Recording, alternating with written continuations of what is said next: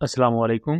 Welcome to conflict card रात। दोस्तों, आज एक इजरायली न्यूज़पेपर की रिपोर्ट को डिस्कस करने जा रहे हैं। ये इजरायली न्यूज़पेपर ये क्लेम करता है कि रिसेंटली सऊदी अरब ने यूएई से दूरियां बढ़ानी शुरू की हैं और उसके मुकाबले में, चूंकि जियोपॉलिटिक्स में अगर आप एक मुल्क से दूर हो रहे हैं तो उसका कोई काउंटर पार्ट भी आप निकालते हैं, तो उसी कॉन्टेक्स्ट में सऊदी अरब ने एक डिफेंस पैक्ट, एक कंप्रीहेंसिव डिफेंस पैक्ट पाकिस्तान के साथ जो साइन किया था, उसी को वो आगे एक्सटेंड करेंगे तुर्की के साथ। इसके इम्प्लीकेशंस पूरे रीजन पर क्या होंगे, पाकिस्तान के लिए चीज़ अहम क्यों है? बिकॉज हम जब फ्यूचर टेक्नोलॉजीज को डेवलप करने की बात करते हैं तो उसमें दो चीज़ें अहम चाहिए होती हैं। पहली मैन पावर और एक्सपर्टीज, दूसरे फंड्स या उसकी इकोनॉमिक सपोर्ट। और हमेशा से पाकिस्तान का जो मसला रहा है वो फंड्स का रहा है, या हम कह लें कि प्रोजेक्ट्स को फाइनेंस करने की डोमेन में हमारी वीक इकोनॉमी एक बड़ी रुकावट रही है। अगर फ्यूचर टेक्नोलॉजीज की डोमेन में अगर देख लिया जाए तो कान स्टेल्थ एयरक्राफ्ट इस वक्त पाइपलाइन में है, PFX aircraft, then indigenous air defence systems और next generation long range missiles. इन तमाम चीजों को अगर एक साइड पर रखते हुए इजराइल की रिपोर्ट को अगर डिकोड किया जाए, इजराइल की नेचर को हमेशा समझिएगा कि इजराइल कभी भी अपने एनिमी को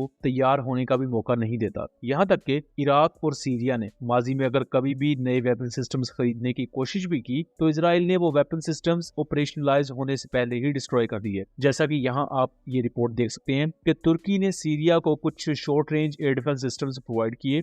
जैसे ही वो air defence systems Syrian government ने अपनी तहवील में लिए या सीरियन मिलिट्री को हैंड ओवर किए जाने थे, उसी वक्त सीरियन बॉर्डर के करीब एयर स्ट्राइक्स होती हैं और उन एयर डिफेंस सिस्टम्स को डिस्ट्रॉय कर दिया जाता है। अब ये डिस्ट्रॉय किसने किया था वो हम सब जानते हैं। लेबनान में भी इजराइल यही करता रहा है, क्योंकि लेबनान के पास कोई प्रॉपर एयर फोर्स थी नहीं, ना ही कोई प्रॉपर एयर डिफेंस सिस्टम था, और लेबनान इंटरनली दो बड़े धड़ों में तकसीम हो चुका था। इजराइल ने उसी चीज का फायदा उठाया। फिर हमने 2025 में इजराइल को कतर के ऊपर बॉम्बिंग करते हुए भी देखा और कतरी एयरफोर्स पर बहुत ज्यादा क्रिटिसिज्म भी हुआ कि राफेल, यूरोफाइटर टाइफून्स और पता नहीं क्या कुछ होते हुए भी कतर एक भी इजरायली एयरक्राफ्ट को डिटेक्ट नहीं कर पाया। ये वो तमाम चीजें हैं जो इस पूरी रीजन की बेसिक स्टोरी को हमारे सामने पेंट करते हैं। अब जिस तरह यमन में यूएई बैक एसटीसी को सऊदी अरब ने कुचला, उससे सऊदी अरब ने टेक्टिकल लेवल पर यूनाइटेड अरब एमिरेट्स के खिलाफ एक विक्ट्री हासिल की और यूनाइटेड अरब एमिरेट्स को इस पूरे मामले में शिकस्त हुई। यूएई को अपनी फौजें भी यमन से निकालनी पड़ी और अल्टीमेटली जिस एसटीसी को कई सालों से वो सपोर्ट करते आए थे,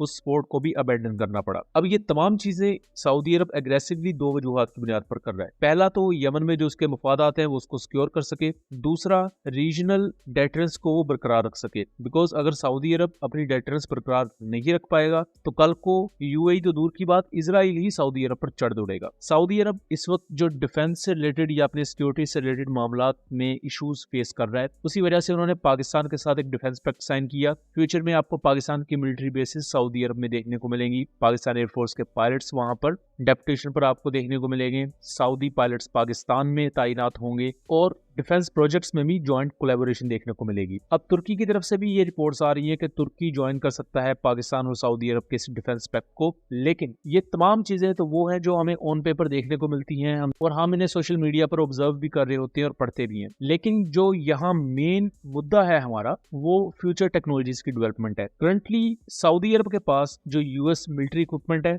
उसका प्रॉपर एक्सेस सऊदी मिलिट्री को अमेरिका ने ना कभी दिया, ना अमेरिका कभी देगा, और ना ही ये चीज अमेरिका के इंटरेस्ट में है। दूसरी तरफ अगर तुर्की को देखा जाए तो तुर्की ने अनमैन्ड एरियल सिस्टम्स को डेवलप करते हुए एक बहुत बड़ी डिफेंस इंडस्ट्री अपनी खड़ी की है और तुर्की की ये प्रोग्रेस काबिल तहसीन है। तुर्की के मल्टीपल वेपन सिस्टम्स पाकिस्तान भी यूज करता है, जिनमें ईहा-3 अनमैन्ड एरियल सिस्टम्स है, जिन्हें पाकिस्तान ने तुर्की के साथ मिलकर जॉइंटली डेवलप किया। और इंडिया के एयर डिफेंस सिस्टम्स को सैचुरेट करने के लिए पाकिस्तान ने बहुत बड़ी तादाद में लॉन्च किया और जो ऑपरेशनल ऑब्जेक्टिव्स थे पाकिस्तान ने वो भी अचीव किए। ये कुछ $1000 के ड्रोन्स को शूट डाउन करने के लिए इंडिया ने अपने मिलियंस ऑफ डॉलर्स के surface to air missile systems fire किए, जो पाकिस्तान का बेसिक एक मकसद था। और इसके साथ साथ पाकिस्तान और तुर्की AI based air launch cruise missiles को डेवलप कर रहे हैं, जो कि ऑलमोस्ट डेवलप हो चुके हैं, जिसे हम कागेम V3 कहते हैं। लेकिन जो फ्लैगशिप प्रोजेक्ट्स हैं, जैसा कि कान स्टेल्थ एयरक्राफ्ट है, इसमें तुर्की मल्टीपल कंट्रीज को ऑन बोर्ड ले रहा है। पाकिस्तान और अजरबैजान ऑलरेडी इस प्रोजेक्ट का हिस्सा है। पाकिस्तान में कान एयरक्राफ्ट को लेकर एक सेपरेट फैसिलिटी भी एस्टेब्लिश की जाएगी जिसका काम एक्सटेंडेड प्रोडक्शन को परफॉर्म करना, और अगर फ्यूचर में ज्यादा एक्सपोर्ट ऑर्डर्स आते हैं तो जल्द से जल्द उन एक्सपोर्ट ऑर्डर्स को एग्जीक्यूट करना होगा। पाकिस्तान इससे तुर्की के जो एम्स हैं वो अचीव होते हैं, दूसरी तरफ पाकिस्तान की एम्स भी अचीव होते हुए नजर आते हैं बिकॉज पाकिस्तान के पास मैन पावर और एक्सपर्टीज हैं। लेकिन वहीं पाकिस्तान फाइनेंशियल इश्यूज को भी फेस करता है जिसकी वजह से एक स्टेल्थ एयरक्राफ्ट को सिर्फ अपने ही ओन पर बना लेना पाकिस्तान के लिए इम्पॉसिबल है। या तो पाकिस्तान को चाइना के साथ जाना पड़ेगा या पाकिस्तान को तुर्किया के साथ एक ज्वाइंट कोलैबोरेशन करना पड़ेगा, और पाकिस्तान वही कर रहा है करंटली। अगर सऊदी अरब मुख्तलिफ प्रोजेक्ट्स में पाकिस्तान और चाइना के साथ शामिल होता है जैसा कि वो होंगे,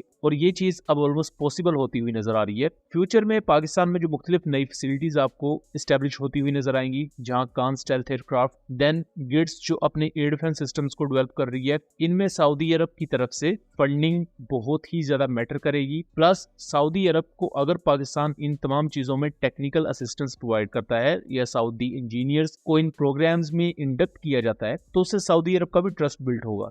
जो वेपन सिस्टम्स पाकिस्तान खुद डेवलप कर रहा है उन प्रोजेक्ट्स में चूंकि सऊदी अरब भी पार्टिसिपेट कर रहा होगा तो हमें मल्टीपल ऐसे जॉइंट वेंचर्स देखने को मिल सकते हैं, या ऐसे एयर डिफेंस सिस्टम्स या ऐसे क्रूज मिसाइल्स, मुख्तलिफ किस्म के दूसरे वेपन सिस्टम्स जो या तो पाकिस्तान और सऊदी अरब जॉइंट वेंचर के थ्रू प्रोड्यूस कर रहे होंगे, या पाकिस्तान, सऊदी अरब और तुर्की ये 3 कंट्रीज के स्टेक होंगे मुख्तलिफ प्रोजेक्ट्स में। जैसा कि इस वक्त आप ये पर्टिकुलर पीस ऑफ टेक्स्ट देख सकते हैं टर्किश एक्सपर्ट का, जो इस चीज की तरफ इशारा कर रहा है कि फ्यूचर में कान एयरक्राफ्ट के प्रोजेक्ट में पाकिस्तान, तुर्की के साथ साथ सऊदी अरब भी पार्टिसिपेट कर सकता है। सो दोस्तों, ये था एक एनालिसिस। उम्मीद करता हूँ चीजें क्लियर होंगी। वीडियो पसंद आई हो तो इसे ज्यादा से ज्यादा शेयर कीजिएगा ताकि इस तरह की मजीद इन्फॉर्मेटिव वीडियोस हम आपके लिए लेकर आ सकें। मिलेंगे अगली वीडियो में, तब तक के लिए अल्लाह हाफिज।